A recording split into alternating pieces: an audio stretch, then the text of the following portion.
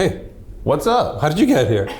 Man, it was a long journey, but I had to come when I heard that you were building a metaverse. Yeah. Hani Rashid, the world-renowned Hani Rashid. I mean, I've seen some of your architecture, not as intimate as you have, and you've been designing for a few decades now. I remember your first project when it came into the digital realm. Tell us about that. Was it 1999? Do I really have to date myself that I mean, no, you don't have to date it. It's just like the credibility factor here. Yeah. So we were, we designed a project in Los Angeles back in the first project Lisanne and I ever did in 89, 88. And it was for a monument over the Hollywood freeway. And it was this crazy project called the LA Steel Cloud. And it was this project that had, rotating, like sort of oscillating aquariums, massive digital library, outdoor cinemas. It was celebrating kind of American culture, pop culture for the West Coast. It was the West Coast version of the Statue of Liberty on the East Coast. And we went nuts. I mean, we were totally into all kinds of theory. We were reading Neuromancer. We were, obsessed with Blade Runner, Sid Mead. I mean, you name it, all those influences. And we built it, and we won the competition. It was an international competition. It put us on the map. We were on front page of national newspapers. We were on the, Dan Rather did a piece on us. But what we didn't understand was we got ridiculed a lot. It was nobody had ever seen anything like this before. And it was kind of this crazy, insane project. And I remember when Dan Rather presented it, it landed behind him like a spaceship because George Takei was one of the jury members. So that's all they focused on. I mean, also, Robert Wilson was a jury member. Wow. Octavio Paz was a jury member. But all we heard about was George Takei. And so we realized, okay, this is going to be interesting. And I was in my late mid-20s. And so there you go. There's the dating. And and then... so I realized after getting trashed in the national press, and I was brought up in Canada, so I went to CBC News and did an interview, and they kind of asked me if I was crazy, and I said, I remember becoming obsessed with the idea that I have to show people how this building would look if it was built. Yep. And that triggered a whole interest in computing and in getting our first computers at that time. And then starting to work in digital media. And then I kicked off the Columbia University Digital Media Department where we designed, with computers, and we did all of that early work. And that spawned an interest one day. So after doing a lot of this, as well as a lot of building design, there was a knock on the door, and this kind of portly gentleman shows up, and an ex-Israeli tank driver is the way he introduced himself. I'm like, okay, nice to meet you. And his name was George Siegel, fantastic guy. And George says, have you ever thought about building a virtual reality environment commercially? Yep. And I said, well, we're doing all this theoretical work. And he said, well, show me some of your work. And so the first thing I put on the screen was the film Rope by Hitchcock, dismantled frame by frame. And then you could run through a set of these, what we call billboarding at the time.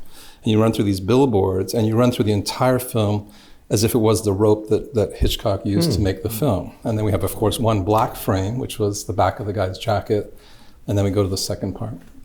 And I'm showing it to this guy, and I said, what company are you from? And he goes, the New York Stock Exchange. And I'm like, and I just showed you this crazy, rope thing, And he's like, it's interesting, show me some more. So we show him some more things. And then finally he says, okay, we have a problem. We've been trying to build a virtual reality environment for the trading floor of the stock exchange. We've been working on it for 6 years with MIT, some very good people at MIT. But they said we cannot get a buy-in from the clients from the New York Stock Exchange. They just don't understand that it's extremely technical what MIT is doing. Mm-hmm. Again, it was a lot of this kind of 2D billboarding and rotating and data on boards. Mm-hmm. And we said, okay, we'll try it. And so Lisa and I look at each other and go, so what would we do to make a virtual stock exchange? And I've actually never told the New York Stock Exchange this story, but it's probably going to air now. I said, my obsession in grad school was with Hieronymus Bosch's Garden of Earthly Delights. And I said, that's what the stock exchange is. It's purgatory, heaven, and hell. And why not build a VR environment around Hieronymus Bosch's Garden of Earthly Delights? And so we never told them that. We designed it. We got very technically involved. They pumped a ton of money into it. And it got built. And Dick Grasso used it after 9/11 to test the environment. And it's still working today on the trading floor down there.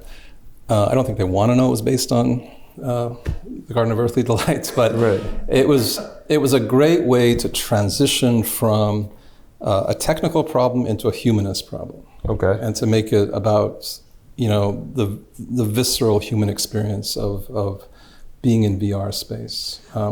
Did you have another question? Yeah, well, when I hear that story, right, the thread that captivates me the most is the fact that, you've been consistent. Literally, you had this idea, fascinated by technology and space and being able to showcase that.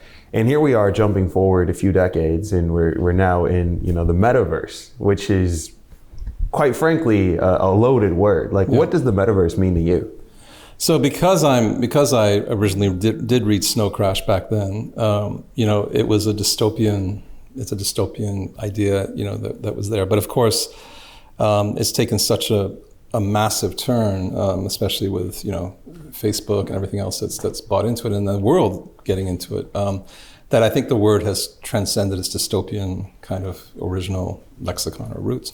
But what it really is something that, okay, so in that period, we spent a lot of time at SIGGRAPH, and we spent a lot of time with different groups doing all kinds of VRML stuff and all kinds of what was called VRML at the time. I don't know if you know what VRML is.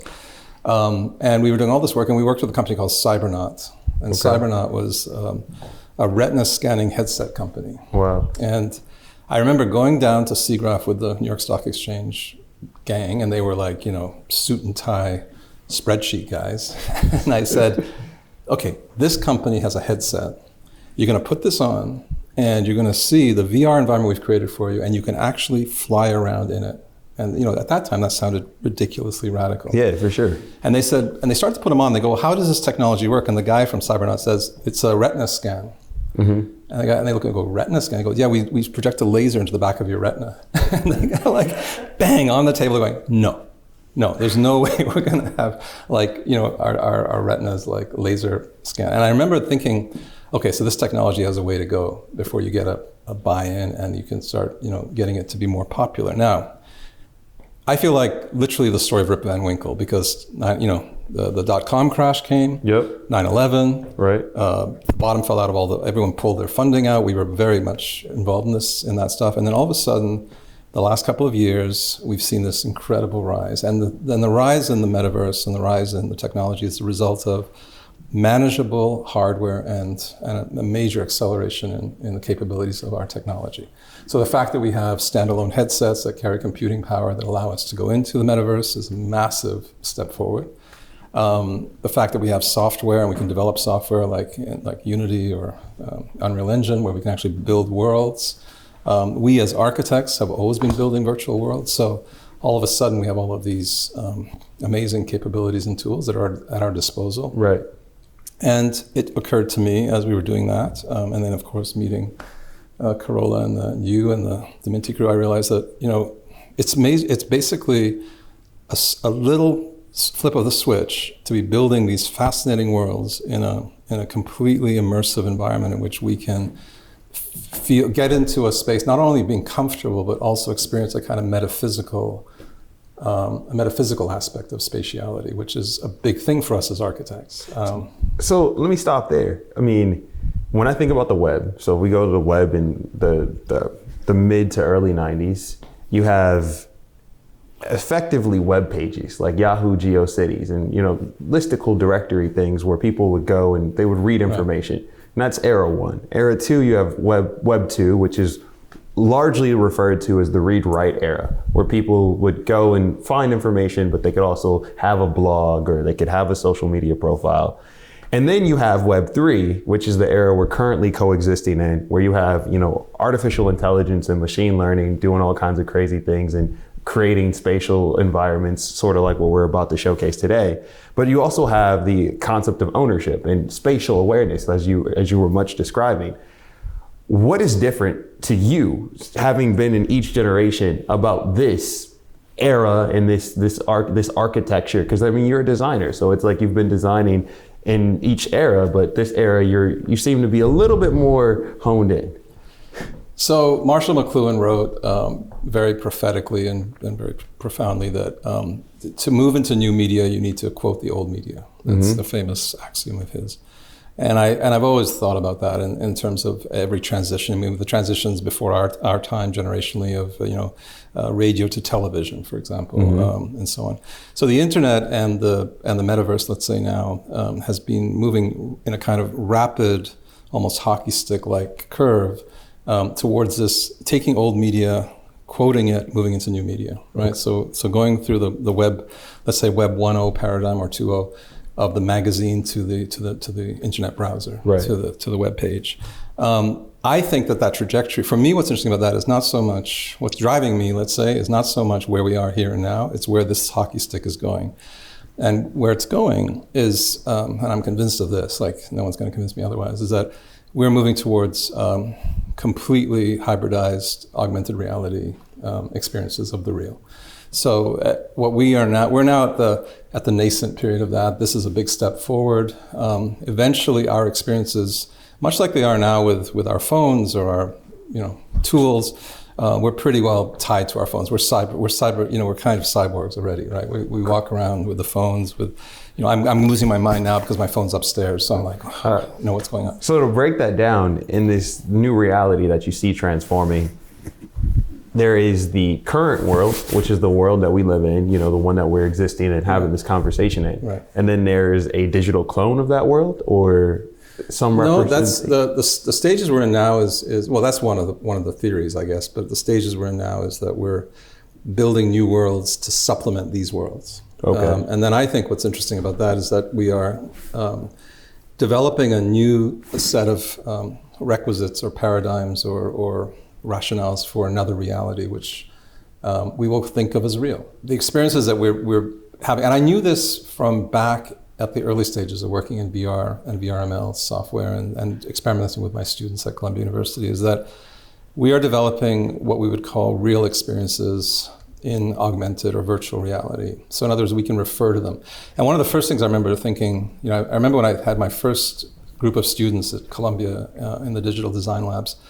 So the idea was get rid of pencils, paper, tools, and just work in computing. And I remember we did a very hardcore, like immersive studio, and it was all about phenomenology and about how the digital tools can create phenomenological experiences. And I remember doing this like for 3 or 4 months. And then I went up to one of my students, Michael, and I said, Mike, are you okay? Because he was like, and I looked at him and he looks at me and his eyes are bloodshot red. And I go, are you all right? He goes, man, I got to tell you something. He goes, 3 months in the computer and digital media, reality is so fucking interesting. And I thought, that's kind of interesting, right? That the depth of immersion in virtual starts to change the way we think of the real. Got it. And I remember there's a very famous book in our discipline in architecture by a guy named Walter Gropius, who wrote that to understand space, his first entire chapter, Bauhaus architect, you need to understand the nature of light moving on a cube in a room through an entire day. Okay. And I remember reading that as I started studying architecture, and I thought that's pretty amazing. I mean, I don't know if I have the time to sit for a whole day and stare at a cube, but and Solowitz, by the way, did some interesting stuff with that later. But the idea that the thing is under constant transformation produces a kind of metaphysical experience of the room. And I started to realize in the computer that we are developing equally compelling experiences that now are our references. So whereas once we might have referenced a sunset or the movement of wind in the trees or the sound of a voice, right. We have real sort of digitally constructed experiences that we refer to now as real. So I want to take that concept, you have this cube, it moves in a room, and you see the light and how it reflects and just changes just the entire environment and mood. But you do that in real life as an architect. You go and you build buildings, you put things in places that everyone can eventually experience and just be in awe of. When you go over to a digital medium, how do you still have the disciplines of that practice? Because you don't really, the light can be always on in a digital environment. Yeah, no, the parameters shift. That's what I'm saying, that the virtual experiences and the virtual but they have their own sets of sort of variables that are interesting. Does architecture change because of that? Absolutely. Absolutely. I mean, you could almost write a book these days, and I'm surprised nobody has yet, but you could almost theorize that most of contemporary architecture in the last 10 to 15 years, maybe 20 years, has been really influenced by rendering. Explain that a little bit. Okay, so there's a lot of architects will hate me for saying it, but the power of rendering tools has had such an influence over the way we create buildings that we generate. We refer to the renderings and we refer to the effects in the renderings, the lighting effects, the qualities of space, the whole ambience. We will use renderings to test these things. And eventually the renderings become the thing that we think is what we're doing. And when we start to build, and I can take you out the side here and look at Long Island City, and you can, most of the buildings built in the past at least 10 years, maybe more, are really kind of enacted renderings. They're not like the way architecture was before, which was kind of create a vision and then render it, and then in a pencil or in a crayon or something, or paintbrush, and then kind of like, show it as what it might look like. Right. Now we show what it is supposed to look like. And then the big thing that we find as architects, which is really amazing, is that we have clients, well, put it another way. In the buildings we have built, the one thing that Lisanne and I pride ourselves, and our team pride ourselves on the most, is that we really want our buildings, we want at the end to hear the words that this looks better than the rendering. Because most of the time, architects are here, it looks so much better in the rendering. Right. What happened? And I mean, it's interesting, right? Because in the metaverse, it's all about the render. Right. And with the render, that is what the end user experiences. So does that mean the architects were ahead of the curve? Oh, absolutely. Look, I've always went way back. If you can find some early papers I wrote on this in the Pratt Journal and a few other places. I was convinced that architects are suited for this because we've always worked in VR. Okay. I mean, technically. There's a very famous, the Cartieri series by a guy named Piranesi, that's super important to us as architects, which was done by Piranesi as a kind of the Cartieri, which is a series of prison etchings and drawings that could never be built. But they're very famous in architectural history. And they are famous because they are completely his mind's eye enacted on paper. And they were never meant to be built. And we had a whole history in our discipline of what was called paper architects, where architects and the guy that I interned with when I first came to New York, Lebbeus Woods, was basically building things to never be built. Got it. I want to talk about your work in the Diminti Metaverse. Right. Tell me a bit about your experience with Diminti thus far. You're not the traditional artist. When I see Diminti and I come in and look at it, you traditionally think Web3 and the transition. Architect is an artist, but it's not necessarily always viewed as such. What was that experience like? So I was intrigued from the minute I heard about you guys and started working with you, because I realized that you are I think now that I'm part of you, the most interesting positioned group to really try and bridge the worlds that are taking place right now in the worlds of the metaverse in terms of art, NFT art, tokens, all the stuff that's going on. Right. And I thought that what's interesting was that there's a maturity in the Diminti group, or a sort of a really intense sort of thinkers within the group who, in fact, see the problem and the possibility of bridging those worlds. Right. The average not average, I don't know if there's such thing as average, but most NFT artists are doing remarkable things. They're experimenting. They're this kind of Wild West. And they're having fun with it. Yeah, and there's highs and lows and there's all kinds of stuff. But, that's not unlike every other radical movement in the art world historically, where you had, groups in Paris in 1919 who were having a lot of fun and causing a lot of problems, called the Dadaists or the Letterists or the Situationalists or the Debords. And, that phenomena of breaking the rules, going against the grain, radicalizing the status quo is art, is the origins of art. So the fact that, but then on the flip side of that, you have something kind of amazing in the world too. You have the art market, you have museum culture, you have the notion of pedigree, you have the notion of covenants and provenance, and you have all of that. So it's an interesting kind of It's Dante's seventh ring of hell. Because you love these references. The hoarders and the wasters. I don't know if you know the Dante's Inferno, but of course, there's this moment, where the hoarders and the wasters are spending a lot of time battling it out, and Dante's watching from above. It's a little bit that, but I think that's amazing and that's fascinating, and so it's a kind of pivotal moment in history. For that reason, it's very, very explicit. So yeah, so I want to check out the work that you've built. But before we get in there, like what type of mind should I come into this with? Into the Dimintiverse? Yes. I think what we've really struggled and I think succeeded in doing is to produce again, the McLuhan thing of producing a transitional world that you, in the beginning, start to sense, you have a sense of comfort in knowing. You understand something of this because you've had real museum experiences, real gallery experiences, real art world experiences, I guess, installations, video, whatever it is. Mm-hmm. And the Dimintiverse is a kind of vessel. We're designing it as a kind of vessel to transition you from that into a far more radical and unexpected place in there, which we're developing and other people are developing. So it's kind of, but I think what's missing right now is that transitional, that kind of conduit. That to bring all kinds, because the question I asked myself, we were sitting in a restaurant last night, Lisanna and I was looking around, I said, so how many of these people in this restaurant would want to go to have a virtual art experience? Right. And I don't think the numbers were very high when I looked around the room. It was up in Brooklyn Heights.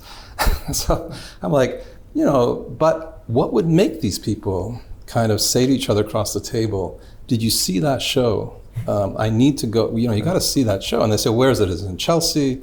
Is it in the Lower East Side? No, it's in the metaverse. You have to see this work. And I think that to me is the goal. The goal is to not to be populist, but to find a way of allowing people to feel really comfortable with art in this domain. And then to continue to evolve that with the artists into things that are completely new. Because I think right now it's been a little bit of a kind of a rush to newness, but we don't have that transitional. But most of the transitional stuff right now is kind of banal. Got it. I want to check it out. I want to see this Dimintiverse that has been really designed. Set it up. Hopefully it's not by Hani Rashid here on the Meta Quest 2. So one thing that's important to know about this technology is that it's evolving every day, as you know, and there's probably more interesting and powerful technologies coming down the pipe. So what we're also creating here is something that is meant to evolve and change with the technologies as we go forward. So we've used what we think is one of the best platforms for the moment to do this thing, which is spatial. Because the tool is accessible to everyone, and so that's where we're kind of starting. Well, I think I'm in the spatial environment with you. Make sure I have my right hands in the right place, because otherwise I look like I'm totally deformed. Okay, there we are. So I think Ifan is here. Hi, Ifan. Ifan is one of my top designers here, and she did a lot of work on this. I'm hopping in. Okay, so who's JBS? Is that Jennifer? Hi, Jennifer. Where is she? Miami or? She is in Florida, yes. Yeah. So, that's the other thing. I mean, these are kind of just obvious things, but the fact that this museum and this space and this environment, this art environment is accessible all over the world. All right, let's high five. All right. Welcome. So, first thing I just want to tell you about this kind of transitional idea is that if you look up in here, you have a full sort of envelope of a building with lots of environments, lots of floors. That's something we're also familiar with, of course, as architectural space, because these are galleries, halls. We've done sort of a tracing here. You can see we've brought light and shadow in. We've done a lot of what we call baking and textures, because we really want to give a sense of the kind of, again, the sort of spirit and the metaphysic of the place, so that you're not just in a kind of little sort of concrete gallery or something.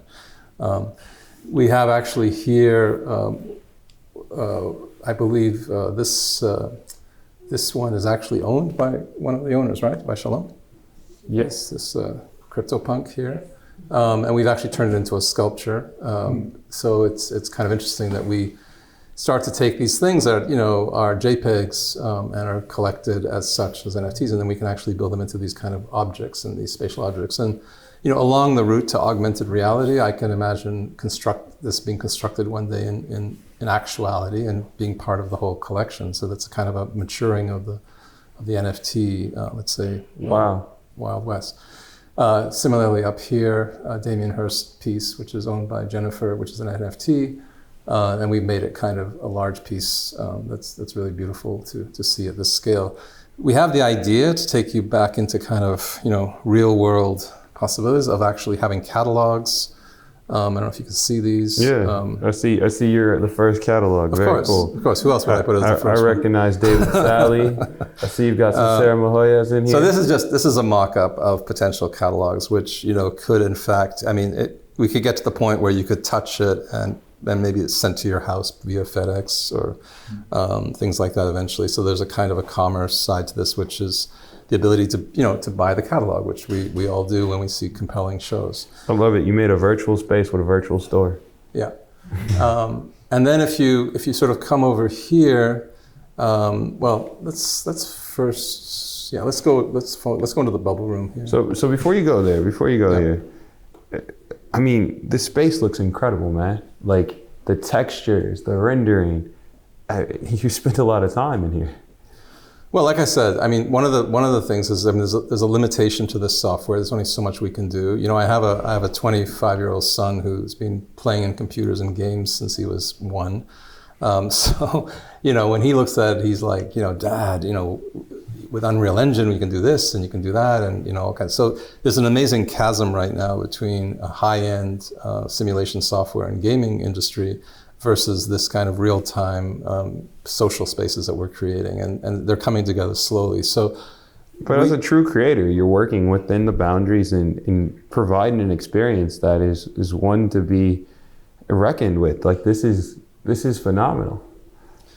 Well, thank you. I mean, I think part of my thesis work, my master's degree was on alchemy, by the way, just as an aside. So the idea of taking raw materials and doing something with it has always been a big interest to me, in the creative work. And I think a lot of artists work that way. That's the artist side of me, I guess, is this idea that you work with the materials you have and you sort of push the envelope as far as you can to create other kinds of effects. I mean, if we come over here, for example, we walk into this room. This is again, within the limits of what we're able to do, this is a bubble room that's just experimenting with the idea of kinetic forms and bubbles that are in fact in constant motion. It kind of maps how extensive and how beautiful the space can be, and gives you a sense of being in an installation like you would experience in a great gallery or museum or art experience somewhere. And again, it's one of those things. Ifan, were you able to come in here and look up? Is that something you can do? Yeah. So I don't know if you can pan up with yeah. So it's quite beautiful, quite atmospheric. Of course, we can add a soundtrack to this and so on. If you come outside, we then have another. This is you can see up there. There's a Bitcoin, which is kind of just which we can rotate. Actually, should be rotating. Super cool. And then we have other galleries and other things. Now, what's interesting, we have a thing called the Diminti Lab. If you can see that over here. Mm-hmm. And what's great about the Diminti Lab is that it's supposed to be, and it will be, a free-form experimental space to basically do all kinds of things in, to have lectures, gatherings, events, happenings, equivalent of happenings, I suppose, in the metaverse. And what we've done right now, just to kickstart it, is we've got from the Diminti and from the MoCA, let's say the MoCA history of electronic art and the internet-based art and all the way to NFTs. There's a kind of chronology here. I don't know if you find, you can come up and look at it, but you can basically spend some time in this room all the way back to 1963 and the kind of pivotal moments. Of course, this is probably up for some Wikipedia editing, because it's been pretty well vetted. It seems very, very good.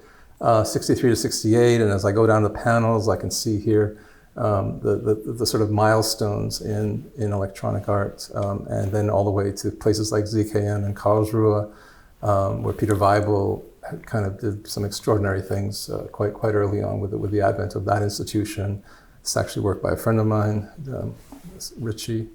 Over here, then we keep going. Jeff Shaw's work. We put our own virtual museum. The first one we designed for the Guggenheim is actually part of the timeline here. Famous show at SF MoMA, very important show, important catalog. And then, kind of the continuation of this into the sort of what we would now call the NFT sort of art, sort of generative sort of world that's taking place, that's become sort of incredible and rampant all the way to the, as we come over here, we have the CryptoPunk and all the litany of things that started to take place, the shows that opened, the important sort of venues, and we continue around all the way to the Sotheby's situation and all the way to where we are today. And we should probably add here the Dimintiverse at the end of this one for now and keep on going. But it's an interesting thing. And what's really compelling about making this room like this for now, just as a starting point, as a Kickstarter, is that it has, and this is what the whole project is about, it has a kind of stickiness to it. It's the thing to me about the metaverse that will make it really take off is the fact that you have compelling experiences in here that you want to come back to. Culture is obviously a big one. Shopping, of course, and all the other things that are taking place, but culture to me is probably the most profoundly sticky space that we can create. And so the idea of having something like this where you could bring school kids through, you can have collectors and so on. And then, of course, this room can change. And I think the Diminti idea is to program this room differently. We have a stage here, which I thought you and I should start on. Actually, it was one of the ideas. And I thought of making it a boxing ring. But then I thought that's maybe a little too much. But, and then, we can talk from up here. When we finally get legs, I think it'll be even more interesting. But for now, we're sort of, evolving. But this is an interesting space, and I think it has a powerful kind of presence and a potential. And again, this is a space that I think should be, well, let's put it this way. Museum of Modern Art in the previous version, the first version, had an experimental art room downstairs for young artists and experimental artists. Unfortunately, it went away with the renovation, but it was a really important space. I remember when I first moved to New York, that was the gallery I beelined to, just to see what, up and coming, interesting off-Broadway artists were producing. And I think this room could really be that kind of, could be part of that in terms of just different events, different experiences and so on. And it's part of it. So, we literally walked in here from a kind of more structured place into this kind of, into this environment. So if we go out of here, let's go up the escalator. Hani, one thing I will say about that space, to me, what is most fascinating is the ability to create immersive learning experiences. Mm-hmm. I think that one, being in this metaverse, it's very calming, it's very soothing, but it really did feel like a lab where it's like I could go in there and I could spend 10 minutes just studying a timeline and come up with my own ideas, take the headset off, do a little bit of drafting, come back and study again. And the fact that you're never really going to run out of wall space allows you to tell stories that you just couldn't tell before as an artist or as a creator. Well, it's interesting too, because I know that we've done some physical museum designs, of course. We've done a number of museums. We worked with the Guggenheim for a long time, and a big part of the programming when we do these physical buildings was the education wings, and the idea that you could bring children in and kids and local neighborhoods into museological space, into a kind of space like this, and have them experiment, produce ideas, produce works. And I think that's more pertinent than ever. Given what we're seeing in the NFT world. I mean, to have kids in there, spend a weekend creating NFTs would be amazing. One thing too is, fundraisers. You can think about a fundraiser in that room. Yeah, that would be different. No, I'm picturing, I've already talked to my friend Simone DePuri. I wrote him a text that said, do you want to do a gala auction in my museum? It's finally built. And he goes, which one? And I said, well, I can't tell you which one, but there is one that I want you to show up in. But if we go up here, so here, Man, I can see myself in these stairs. What kind of material is this, honey? yeah, that's a very rare onyx that we used. Okay. Very, very expensive, by the way. Onyx, not like the Pokemon, right? No.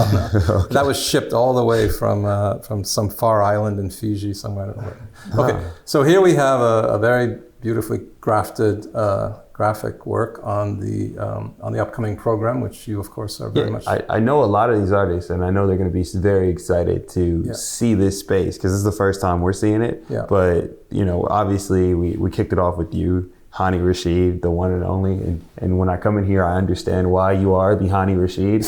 But looking forward to our upcoming programming with JPEG Protocol, we've got Sarah Mohoyas, Pindar has some very interesting things he's going to curate in this space that I've heard about.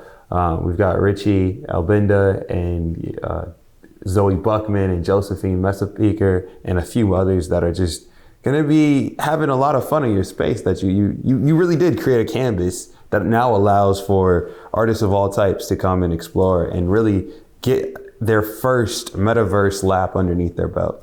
It's funny because I remember one of my favorite exhibitions was in Bonn, was a Joseph Beuys exhibition in Bonn I saw years ago. And Joseph Beuys had decided to basically bulldoze away the back end of the museum and put like some fur and some fat in this hole. And I thought, I wonder what artists will do with this space. And of course, if they bulldoze it and put fur and fat in, it's fine. I think that the thing that I've always thought about with and the reason that we work on the museums we work on is that I think, and on art spaces that we work on like this, and even in the physical world, is that I think these things provoke artists. My theory about the Guggenheim by Frank Lloyd Wright was that it was a provocation to artists to think about the way they show their work and talk about their work and make their work. And so when Rosenquist or Rauschenberg or whomever would take up wall space in the Solomon R. Guggenheim, they were in a new kind of viewing of a space across a vast atrium, juxtaposed against other works, and we've seen that all the way through to, Catalan's and Saiko Chang's installations last few years and other people. Namjoon Paik. It's an amazing thing when a space has a kind of ability to provoke the artists to try different things and to experiment. And so that's sort of was the thinking here, that the whole place allows that. So if we go around here... to build off of that idea even, Hani, one thing that you just sparked in my mind is oftentimes when you have an artist that has left a tremendous legacy on the world. I think of like the Karl Lagerfelds or the Virgil Ablohs. Their estates, they come into play and they're trying to figure out, what do you do with all the work? You could really showcase someone's entire catalog in a metaverse experience like this, and that could be a very big deal. Well, the beautiful thing too, yeah, you're right. And one of the things that we were really enjoying a lot in installing and doing things is that the notion of scale and detail is really interesting. Like, for example, this NFT by David Sally over here, which I can play. Let me just click on. You can experience the NFT as a standalone, either in here, which is extraordinary to see, or on a screen like that as a video, and then of course stop it. And the sound, of course, comes with it and everything else. So it's kind of... It's a personal movie theater. Yeah. Just for your NFTs. Okay, so we stop that. So if we go over down the hall here now the thing about, this space and the environment is that, you have, one thing I always loved about the Whitney in New York was that window that allowed you in the middle of the third or fourth floor to look out onto Madison Avenue or wherever it was. So I think that the idea of constantly being aware of the fact that you're in an environment and there's an exterior to the interior, I don't know if Yvonne can do it, but I can walk right over here and look down this crevice at the lower floor. I can walk over to this balcony and basically look down at the space where I came up here from. So this constant referencing back and forth, which is something we know from physical museums, is very important. So if I go down the hall here, we have some work up by Sarah Mohonas here, and yeah, to your point about oeuvres of work and catalog raisonné and so on, yeah, you can really sort of get the work on the surface with relatively good detail. I mean, in the headset here, I'm looking at very beautiful high-res prints, which, might as well be on my wall in my house. And then over here, we've blown up some of them to just give an experience of an installation. Oh, this one's 3D. Yeah, so these are actually her kind of 3D worlds, which we've mapped up as 2D, on these environments. And in here we can run her film. So this is a video room, and I don't know if it's working. Is it working? Yeah. Yeah. So that's another environment. We can go back out through here. The work I told you about that we were doing back in the late 90s and early 2000s these are two of many pieces that I did that I just put up to try out and see what they're like as on these surfaces. So I don't know if you can see. And this was in the virtual stock exchange? No, these are actually the first sketches for the virtual Guggenheim, which are actually morphs. So they actually are animated. So these are just, these are early, this children only a mother could love, I guess. But these were, it was a software, I forget even the software we were using at the time, Softimage 1.0 or something, and first Alias software packages, and all the first Photoshop packages. Man, how much RAM did you have on a computer back then? No, nothing. 32 megabyte hard drive. I remember that. Wow. So anyway, okay, so let's go. Yeah, I think that's all we've seen. Now there's more upstairs. We can continue up. I don't know if you want to keep going. Yeah, let's see. What you have? What do you have? So we go back up the escalator here. Now the nice thing about the metaverse is real estate can keep going forever. So this tower will be very, very tall one day. But here wow, look at the bubbles. Yeah, so you can actually look down into the bubble room from here. Oh wow! If I went down there and you could see me, and if your friend showed up and they're down there, they can wave at you, and you say, "I'm up on the third floor. Join me." That's interactive. And then if I walk around here, there's a very nice balcony that we also potentially could install on. So what do you think about metaverse house parties? You think that's going to be a wave? Well, the day we can get like 4,000 people in here will be quite a party. Right now we're limited to 50, but that still could be an interesting party. You can see over there the Bungie video on that floor, which we can go around to. There's a room over there for Zoe Buckman, and then there's another room over there where we've installed some Emscape work that I did. Wow. So we can go around here. Let's go there. So we'll go to that space. So this is a Frank Stella that's actually owned by Dominique.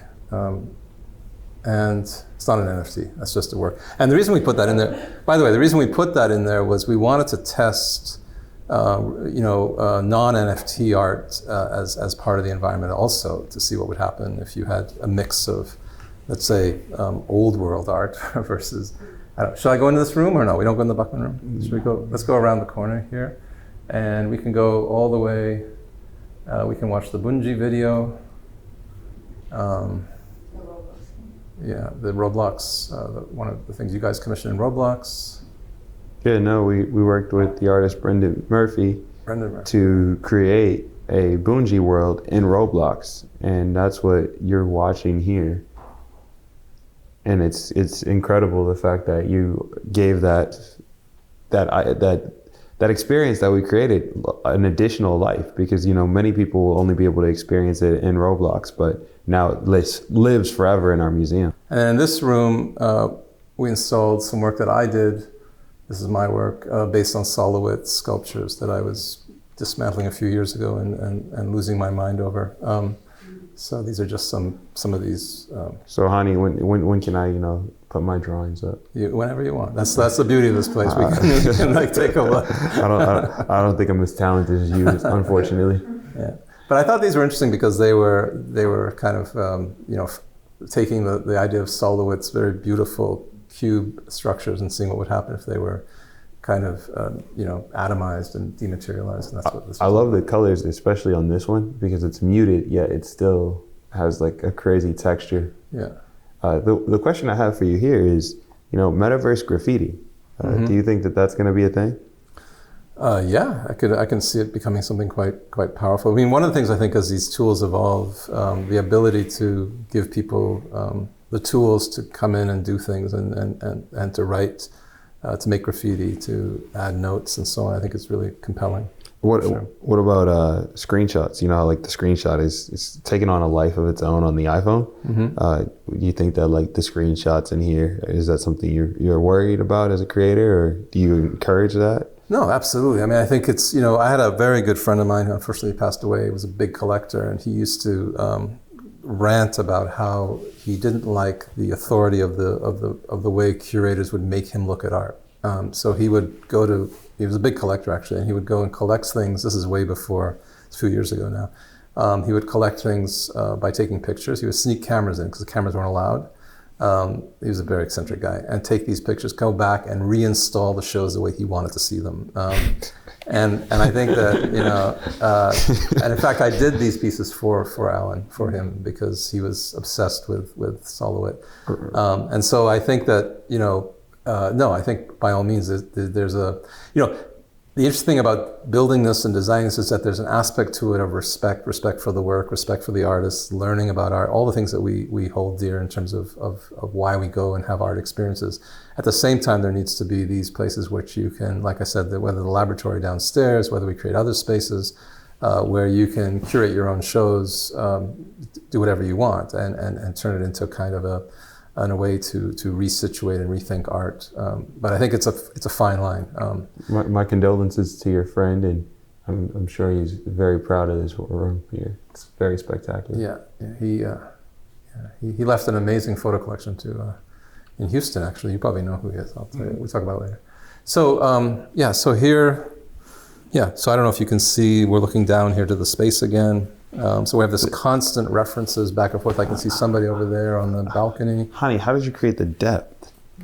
The depth here is unreal, literally. Yeah. It's called architecture. This is what architecture is all about. Yeah. This is the real deal, my guy. Yeah. It's a little bit like, I think what you have to realize is, I guess in every discipline we spend a lot of time honing our craft, and Lisanne and I have been working on these kinds of environments for a long time, and doing a lot of practicing. And one of the things about being an architect in this day and age, you lose a lot of competitions. You enter a lot of competitions and you lose them. I remember I watched Jean Nouvel when I first started practicing, and he gave a lecture and he said, I'm going to show you 150 projects, and 149 of them I lost in competition. And I thought, okay, what kind of a career have I gotten myself into? But it's the reality of what we do. But each time is a dress rehearsal, is a piano recital, it's tuning your instrument again for the next time. And this to me, and that's why I'm actually very happy to be doing this project with you guys, is a kind of getting on stage with a lot of rehearsals in our back pocket to finally experience. And for me, the thrill here, if I go back to the story toward the beginning of Lisanne and I in our mid-20s doing the Steel Cloud, this was my dream, that we could build projects that people could experience, that I could walk through with you in an actual spatial experience that we will now remember. You will remember this experience as having been real. You know why I'll remember it though? I've seen almost 10,000 CryptoPunks, but I've never seen a CryptoPunk like that. This is like, you brought a CryptoPunk to life. You made it cooler than it already was. Yeah. No, I actually want to put one of these up in our country house. Oh wow! Out in the woods. You're gonna bring it into real life now? I'd like to build that one, but I have to ask Shalom for permission. That's, and we can keep on going. We can go all the way. There's a theaters on the roof here. There's an auditorium upstairs. There's we a have lot to save some for the people. I've got to save some for the artists and all the people that are gonna inhabit this space, because I don't think the space is gonna be dead, honey. I think you're gonna have 50 people in here all the time. The notion of chance, I said this in the other video we did, and the notion of discovery and learning, and opening your eyes to things, and having artists tell you stories it's the reason why we read books, it's the reason why we go to theater, it's the reason why we need culture.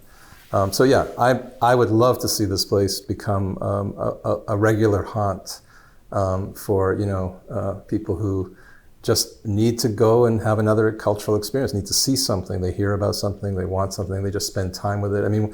I'm always intrigued by two things at the Met. One is the security guards, who know more about the art that they're looking at than most people, who give weird talks about it if you ask them. And the other is the people who sit on benches and stare at paintings for a long, long time. And I think those are two experiences that we need to find and bring to the metaverse, and will happen. It will be the case. Right now, it's novel. I think a lot of people, zip through these spaces fast. They look at NFTs. They go from one guy to the next. Blah blah blah. But there will come a moment when, and this is what this is about, where it becomes a much richer experience. And I think one of the things that's interesting about this is you could spend a long time here and you still haven't seen everything. There's a lot to see and a lot to experience. And we haven't even put any art in yet, quite frankly. We just started. No, the programming is spectacular. The fact that we already have, several artists that are ready to, I would say, put their mark in your space. Okay, I'm going to open a portal. Just let me get it loaded here. It looks so good. So this is what I was talking about with the sort of McLuhan thing. The idea being that we create transitions. So this is so you see this here, this portal I just put up? Yeah. So if we press on this, we'll all go to now a Sarah Mahonis installation that we kind of collaborated with her on. That's still in development, but click on that and we have an entirely different kind of experience, which right. Travel there. I'm traveling to the Sarah Mahonis preview. So what this is a... you really are taking this heaven and hell thing to light. I feel like I just met Jesus. Yeah, well, I'll keep my beard as trimmed as possible.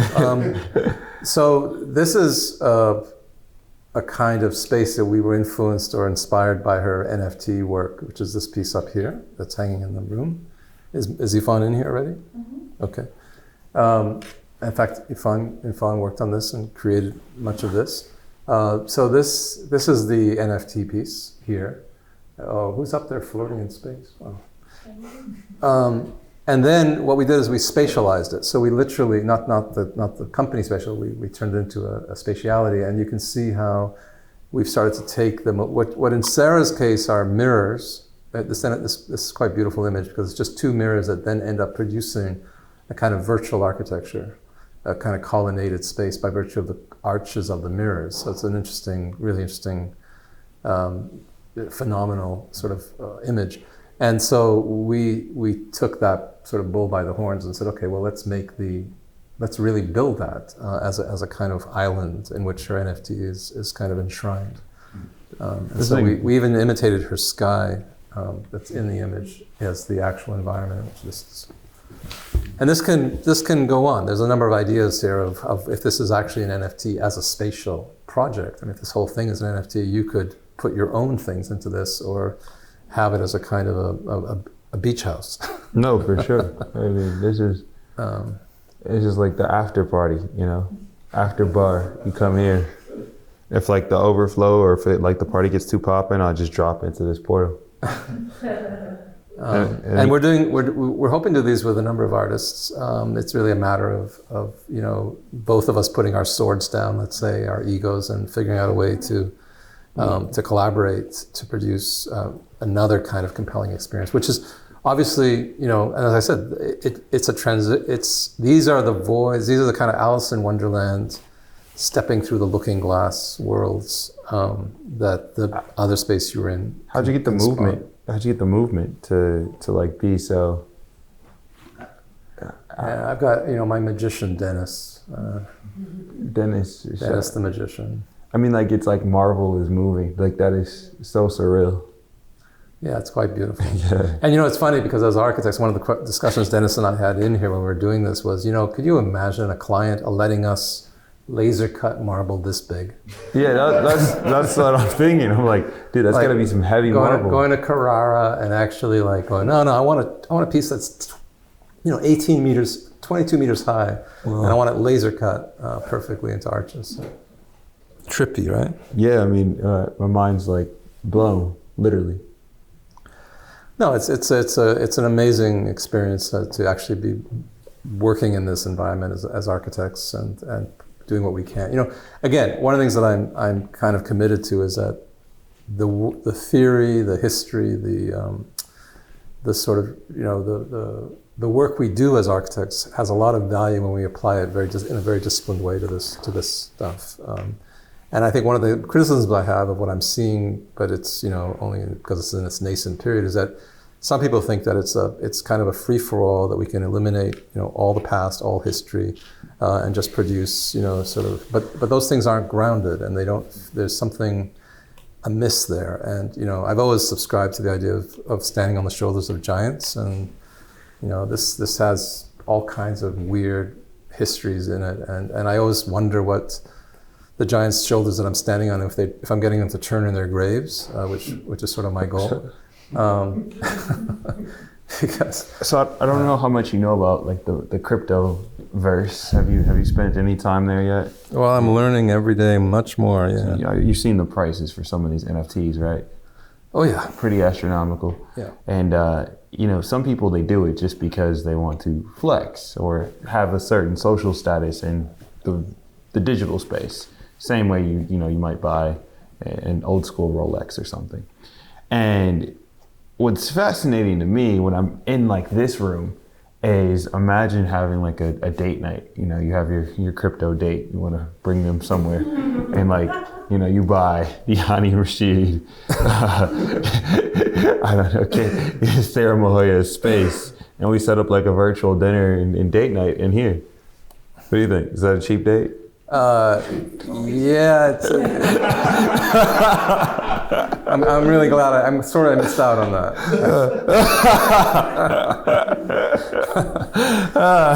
We have spent now, I don't know how much time because I can't see my watch, but I think we've spent easily an hour, maybe more. I'm completely comfortable. I could continue in here with you for a long time. I know you're sitting right next to me in reality, but there's nothing ejecting me out of here, and that's really interesting. Again, to understand as someone creating space in this world, in this environment. It definitely is a private club element to it. I mean, you're a teacher, a professor, and you have students, and I'm sure you've seen some of your students come up with some of the craziest ideas and wonky concepts. But if I were a student of yours, I would try to get the A by taking one of your spaces, live streaming one of your lectures into the space, and then I would find like the coolest kids, and we'd all be here. We'd wonder, like we would know everything you were teaching in class, but you would never know where we were. Is it too late for you to become one of my students? Or at least come and tell them that? You would never know where we were. You never figure it out. And then one day we'd tell you, like right before the final, be like, yeah, we were studying. Yeah. No. COVID accelerated all of this stuff, and I graduated 6 master's students in VR. Really? Wait, that's actually possible? Yeah. I was kidding. No. I the last two and a half years, I was teaching all my masters. In fact, Dennis, who worked on this, was one of my students, and most of the work he did was in the metaverse. We worked on his models, his structures, his ideas. I mean, the nice thing about this from a teaching point of view is that I've been able to meet my thesis students, and we work like directly in their models. We scale them, we walk around. But a lot of the things that we've put into this, we learned from those experiences of what it's like to teach in this environment. For sure. Well, let's take us back home, and my mind's still blown, man. Like, I mean, you got marble moving. I mean, that's the longest I've spent talking to someone in VR, and it was much. Whoa, you guys are here. We're still here. Yeah. That was wild. That's wild. No, really, I was. Oh wow! Look at you. You're there. Yeah, I'm here. Did you feel me tapping your head all the time? I felt you tapping my foot, but that was about it. Hani. Yeah. This is the Diminti Metaverse as designed by you. Me and my crew. Yeah. Asymptote. Yeah. So tell us about the crew at Asymptote. You founded it in. Well, it's funny. Lisanne and I, when we left grad school, she went to Yale. I went to a place called Cranbrook, which I don't know if anybody knows where that is, outside of Detroit. And when we started practicing, I started the studio in Milan. Actually, I moved to Milan immediately and started trying to practice there. Practice meant like living in a garret with a Dutch painter, an Italian metaphysician, and a weird. It was weird.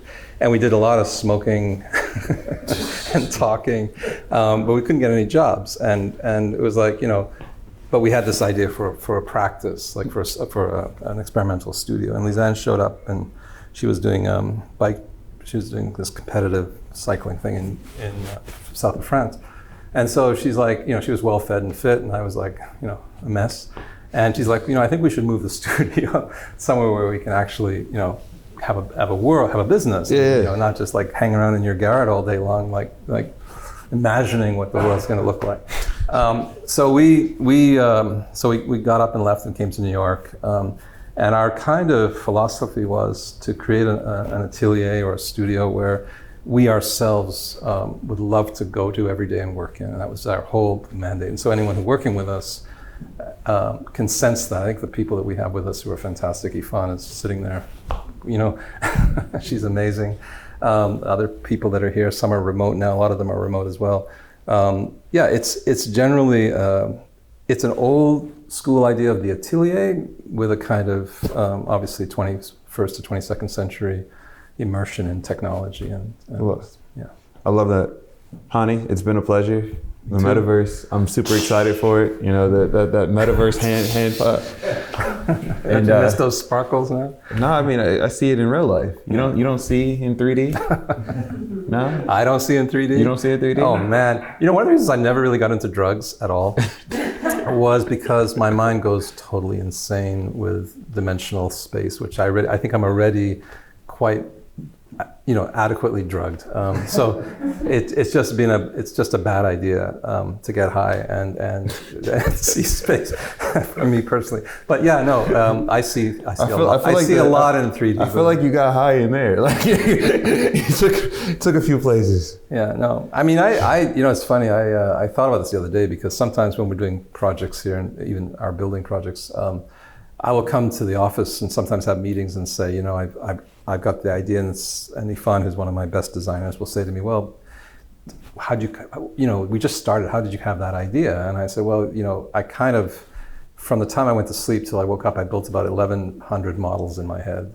And this is the one I arrived at, right? Which isn't, always the right one, but it is, it's an obsessive way of being to just be always spatially making things in your mind. And the great designers are like that I work with, and we Well, Hani, the architect, the wizard, the legend, it's been a pleasure. Thank you. Thank you for having us. And for the people that want to check out the Diminti Metaverse, we have a few headsets that are on display, and you can go ahead and get an exclusive sneak peek today. Yep. Thank you for coming. Breaking news.